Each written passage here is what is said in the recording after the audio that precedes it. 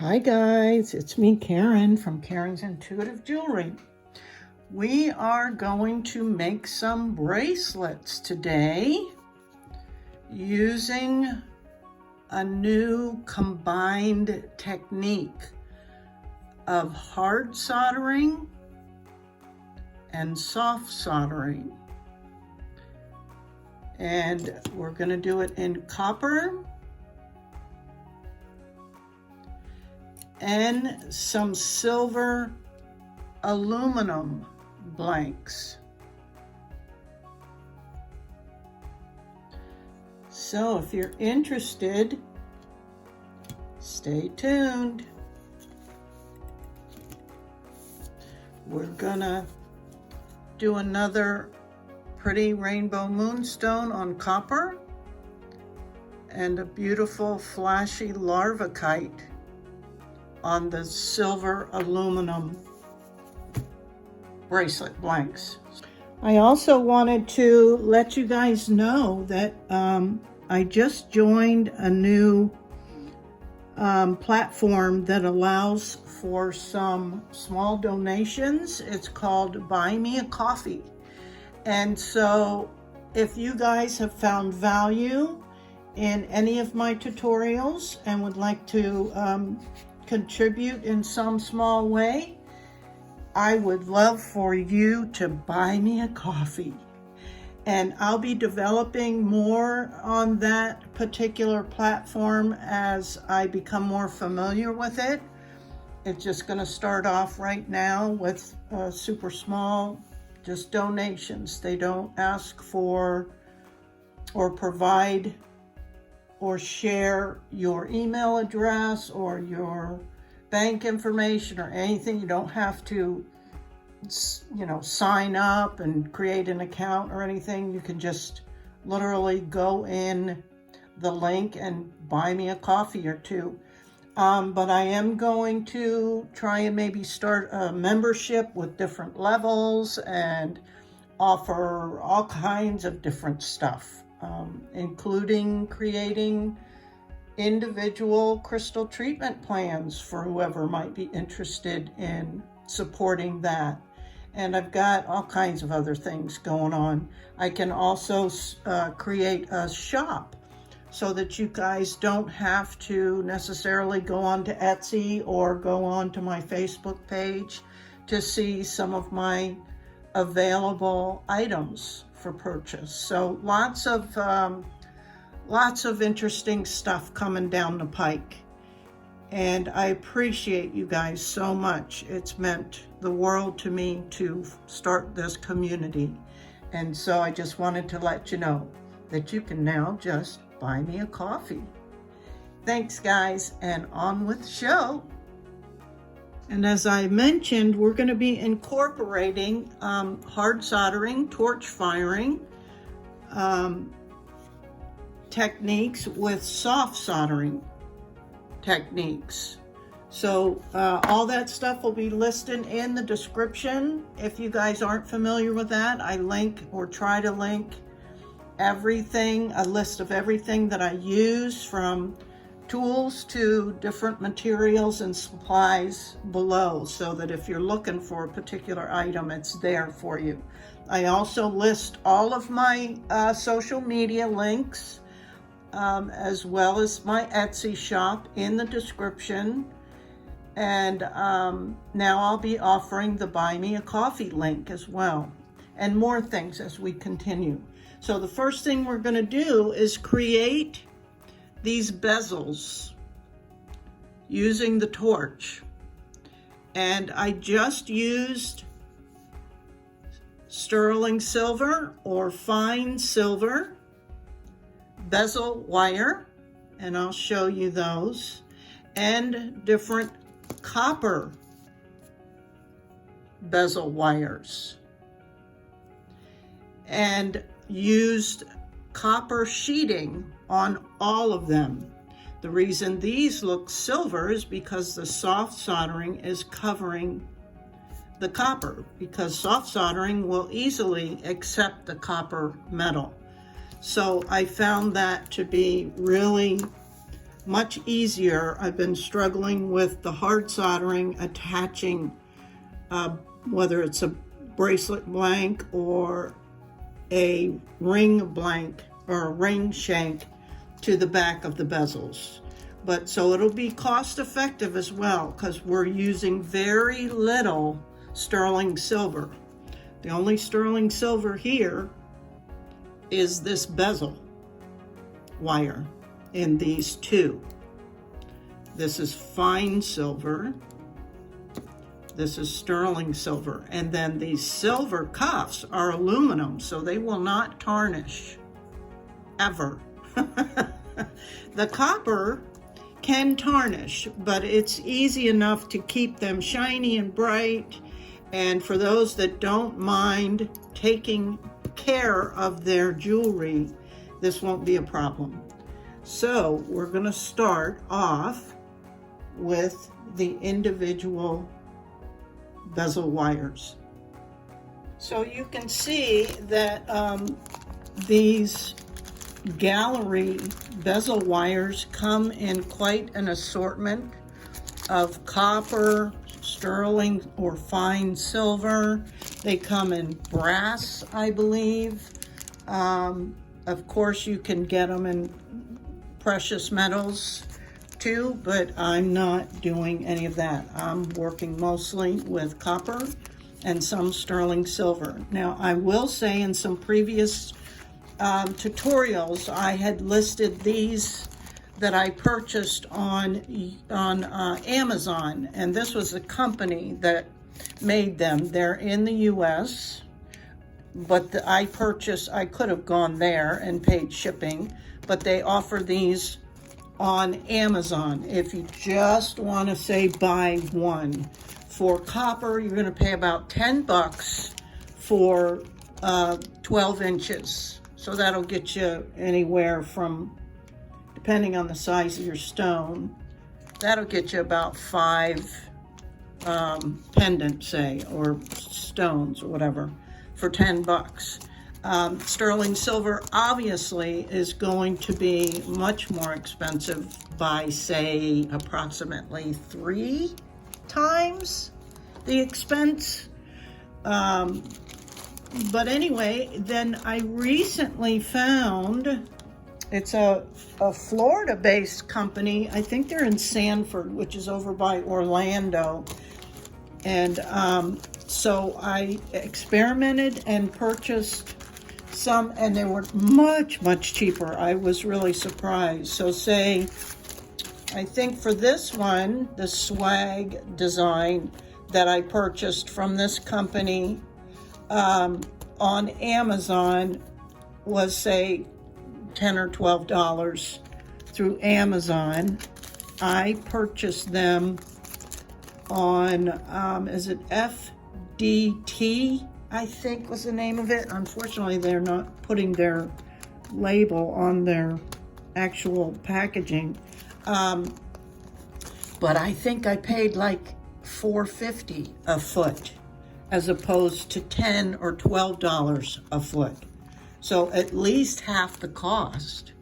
And so, yeah, I bought 3 feet of this because I use this design a lot, and 3 feet of this. This is called a crown design. You can see the little crowns. And this is a swag. I did also purchase their sterling silver, was also much, much cheaper.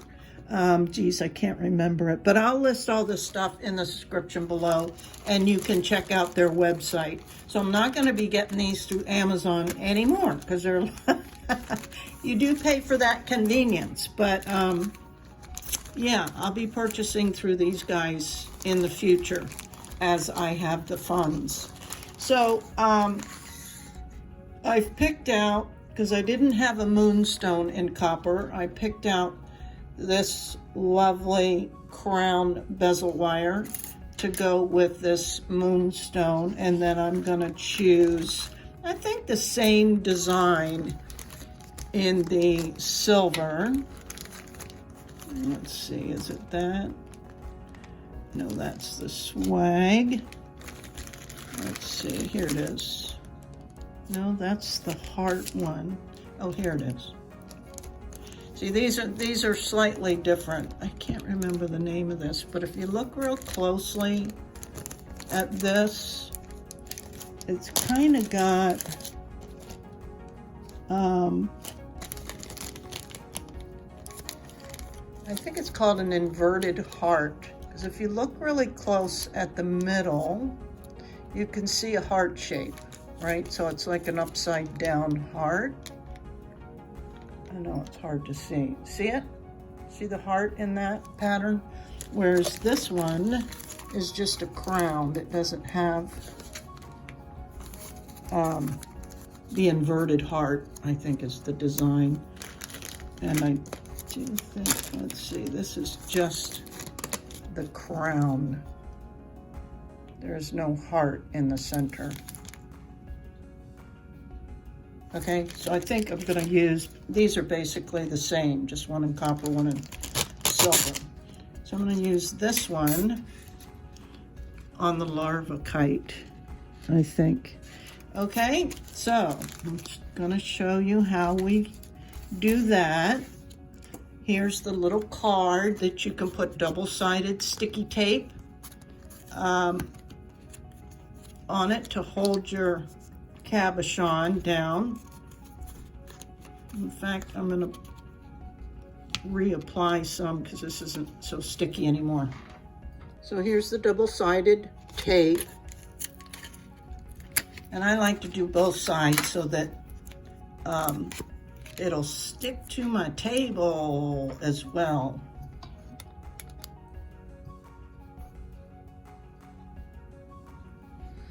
And you put your cabochon right on there, then it doesn't move around.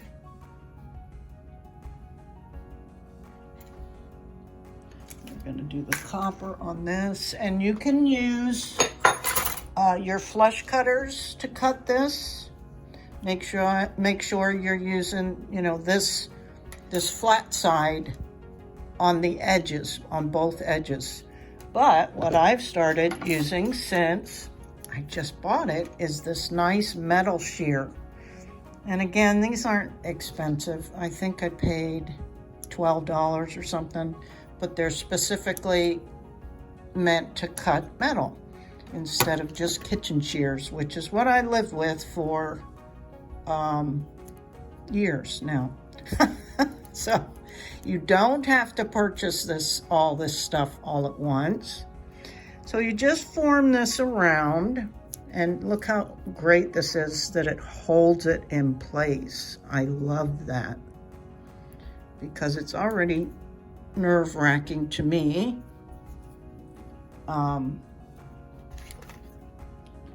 Working with this stuff. And then I use a little thin Sharpie to mark where this overlaps. And I always tend to go a little bit bigger than I need instead of too small, because we need to also make sure that the edges don't have that smushed end. They have to be very straight so they line up right. Okay, so let's have a look if I can show you that. See how that edge is kind of bezeled? That's because I probably used the flush cutter. So it's always a good idea too, which I should have done, to pre-cut that end. And now you can see that this is flat as opposed to smushed, right? And so I'm gonna go ahead and re-measure this. And this is super bendy. So yeah, you have to be a little bit careful. Let's double check this fit. I think, okay, it did change things. So we need it a little bit longer than the area I marked originally. So I'm gonna go just a millimeter or so, and I'll know that it's this other line, right?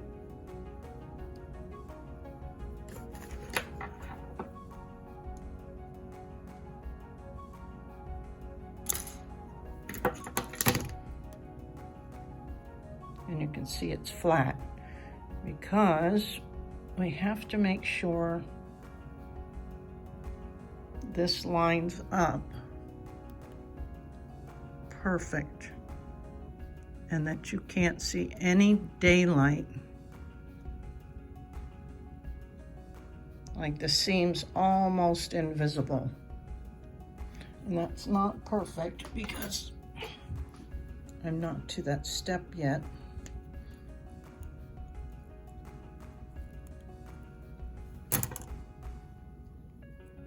But can you see that that's pretty tight fit? I'm happy with that. Okay, I'm gonna do the same thing with this larvacite and this silver bezel. Always kind of start on a long side and not the curve because those can take on a lot of the pressure. Oh, let's double check, make sure this edge is flat.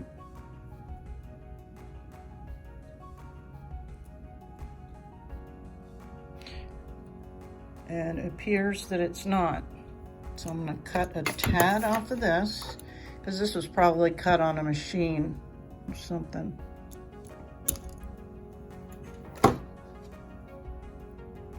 There, see that edge is flat. Okay. And that's just something that I've recently started doing. I'd always forget, and then I'd have to file it and file it and file it, and then it'd be too tight, and yeah.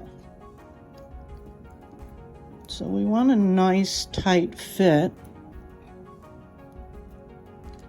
And we're looking for where it overlaps, which can be hard to see. But it's right about here.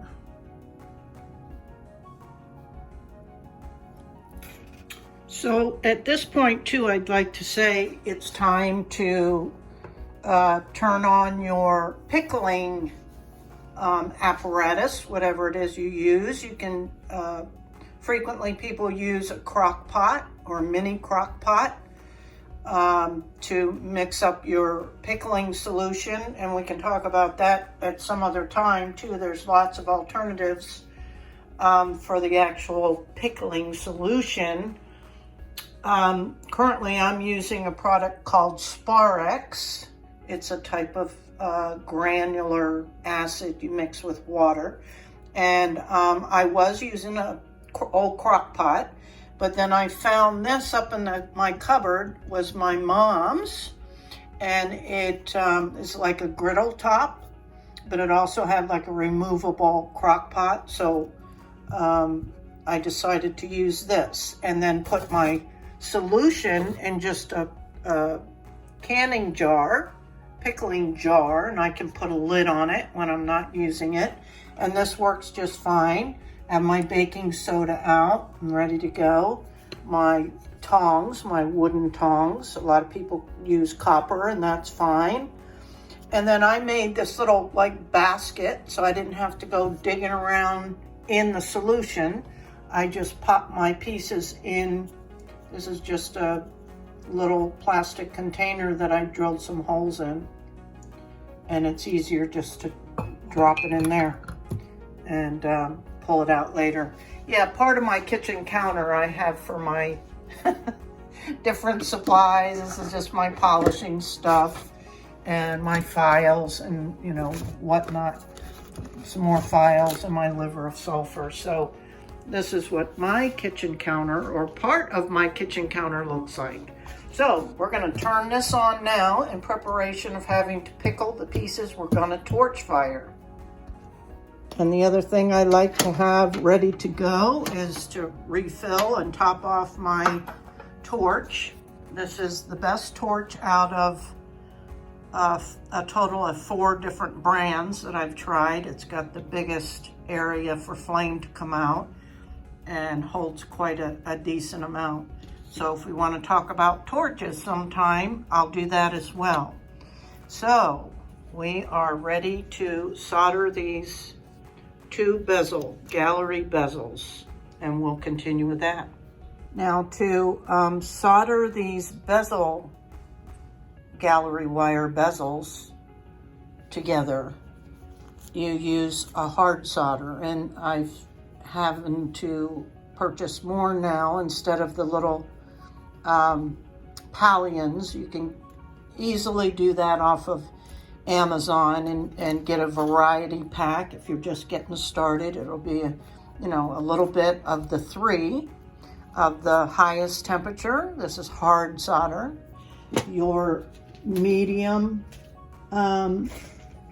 soldering temperature, which is, it's upside down, 1360. So you see I got a sheet of that. And then I'm gonna try a soft solder wire and give that a try too. So I have the 3. And for this, and this is how you cut them. You just cut little strips and then you cut this way and get off, you make your own pallions. So I just thought I'd share that with you. So I'm gonna pull out 2 little pieces, 1 for each. Also, another tool that I keep forgetting to share with you guys. I had mentioned I use magnifying glasses, and I had purchased these probably a year or so ago and really didn't think they were much better than the regular jeweler's magnifying glasses, which are these contraptions. Pretty unsightly, but they're your standard jeweler's magnifying glasses. But I found these, thought they'd be more comfortable. Didn't really like them at first, but I think I have figured them out. They have a little light on them. You can use a strap instead of the ear pieces like is on your glasses. They have multiple strength lenses, and they were, here's those. And it was fairly cheap. I want to say it was maybe 30 bucks or something. So it was worth a try. And like I said, I had it for a while, tried it before, didn't really like it. Oh, look who showed up. Hi, Missy. She's like, feed me, Mom, feed me. Not yet, sweet pie. Anyway, I've finagled with it, played with it enough that I think I've settled on a sufficient magnifying eyeglass for the hard soldering in particular. What I'm going to do next is put some flux on the pieces here.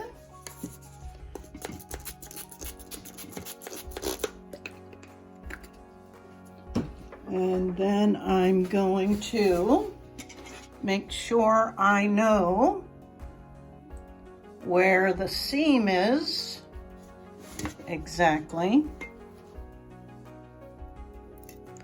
So I have a good look. There's the seam. And then put the seam right over top of the pallion. Same with this. Find the seam, place it on top. And I'm gonna zoom in real close to make sure, because I often can lose the seam. Okay.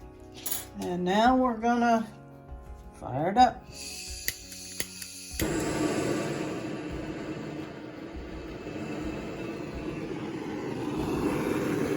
the silver one first.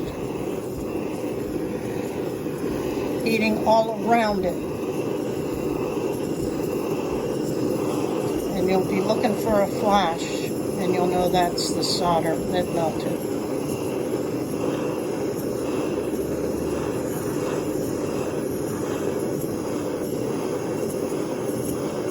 There that one went.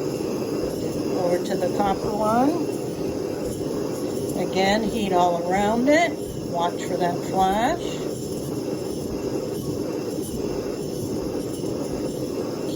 flame moving. There it went. Turn that off. Have your quench bowl ready. And we'll drop these in here. And they're ready to pick up and evaluate. And I'll give you a close-up of what the seam looks like. That's the inside, and that's the outside. And when we get ready to polish and everything, we'll polish most of that off. Same with the silver. Here's the outside. And there's the inside. Okay?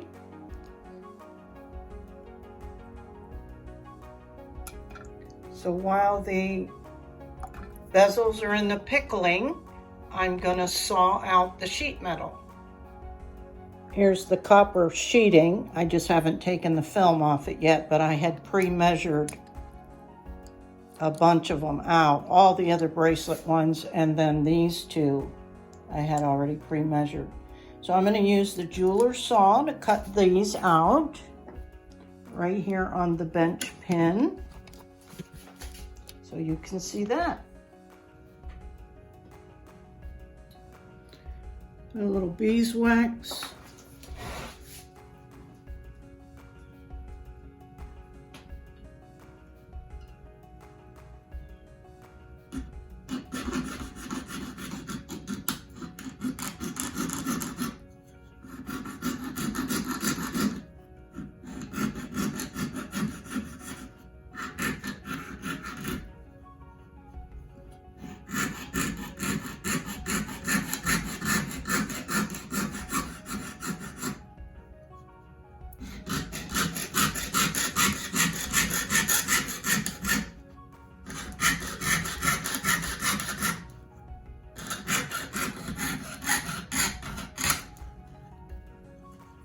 And that's that.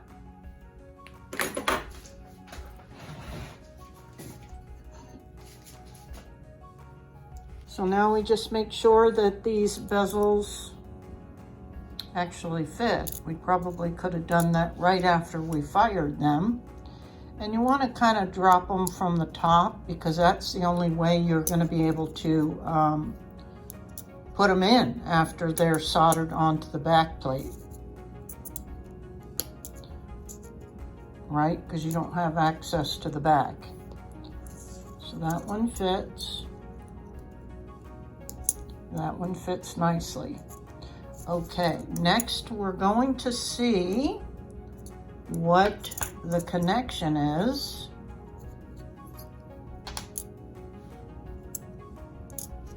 on the actual back plates and how much we might have to sand them. So let's come down here. Okay, oops. Now we're looking to see how tight that seam is, and you can see a little bit of light, but that's not really that big a deal, because once the metal relaxes due to the heat, it'll drop down a little bit. It's more opening that we're worried about. So let's see, looking all the way around. Hey, I'm happy with that. I'm gonna still give it a little sanding, the bottom of it, as well as the surface of the metal, because a fresh sanded surface, and of course clean it afterwards, you don't want all that dust on it. But for some reason, well, not reason, it's a known fact, sorry, that a sanded edge, I guess, more easily accepts the soldering. So let's check out this one. Again, wow. Hey, am I actually getting a little bit better? This used to be the hardest part for me. So if I've improved on that, I am thrilled. So maybe as I keep going, I'll get better and better on the harder stuff. Okay, so I'm gonna give this a light sanding on both the bottom of these bezel pieces, and I'm gonna sand the surface too. And you'll notice that I'm not putting my initials on the back plates of these because they're gonna be on, you know, we're mounting them, soldering them on a bracelet blank. So with these, with bracelets, I've just been putting my initials on the inside of the cuff, which is fine. And doesn't that look cool? I love that piece. So cool. Okay, I'll be back. And for this stage of the soldering, I'm using a medium melting point silver solder that melts at 1360 Fahrenheit. And here's my little pallions. And I'm going to put a little bit of flux on here. I'm going to melt it off.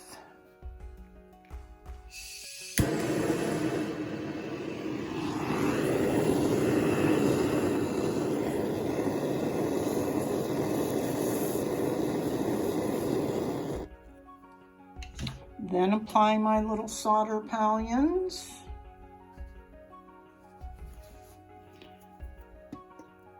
To about 4 areas around the piece.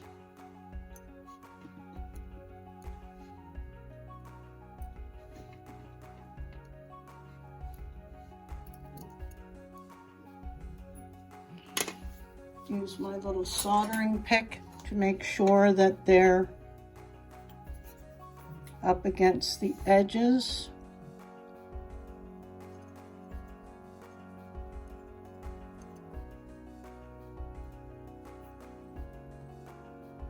And here we go. Let's look for that flash of the silver. So again, heat all around your piece and keep that flame moving.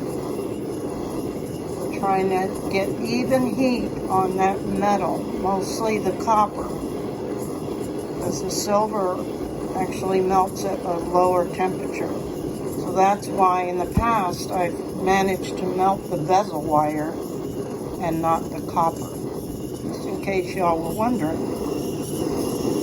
Turning the heat up a little bit, but keeping that flame moving constantly.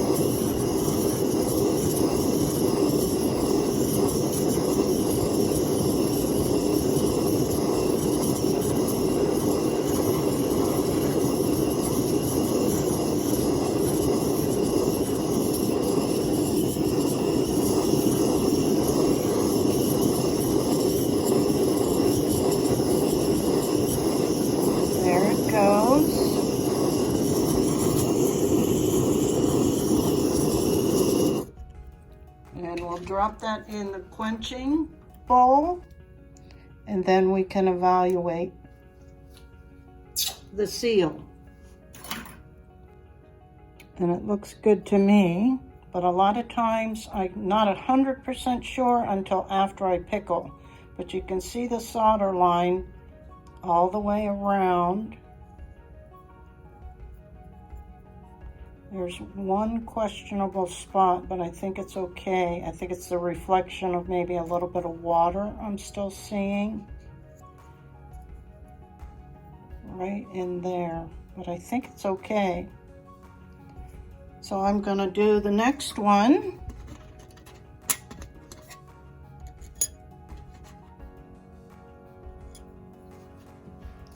Again, spray a little bit flux.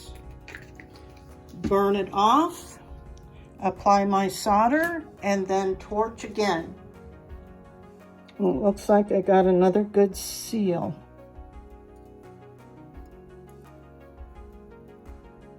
So into the pickle pot for these.